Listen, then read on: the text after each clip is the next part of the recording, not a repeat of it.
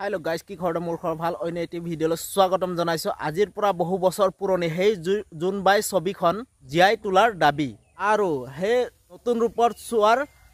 আশা বুকুত বান্ধি গলগৈ সৰাজ শংকৰ গগৈ এই যুৱকজনৰ আকস্মিক বিয়োগৰ কোনেও যেন সহজভাৱে মানি ল'ব পৰা নাই প্ৰতিবাদী কণ্ঠৰ অধিকাৰী তথা লখিমপুৰ জিলাৰ ছাত্ৰ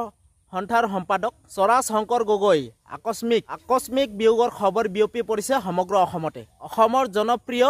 অভিনেতা নয়ন নীলিমৰ এটা বিশেষ পোষ্ট যিটো পোষ্টে বৰ্তমান সময়ত প্ৰতিজন ৰাজ্যবাসীকে আবেগিক কৰি তুলিছে যত অভিনেতাজনে লিখে যে মই প্ৰায় 8 বাজিছে লখিমপুৰৰ পৰা এটা ভাইটিয়ে ফোন কৰিছে দাদা কথা পাতিব পাৰিম নেকি সন্মতি দিয়াত এটাই কথা দাদা জুনবাই লাগে আমাৰ যৌবনত ৰং হনা জুনবাই আকৌ বিচাৰো আমি দুখদা লৰাই কিন্তু আপোনাক সদায় আমনি কৰিম মানস দাৰ নাম্বাৰটো দিবচোন মানস দাখো কোন হেয়া আছিল 20 তাৰিখৰ কথা এনেবোৰ কথা পাতি এনেকৈ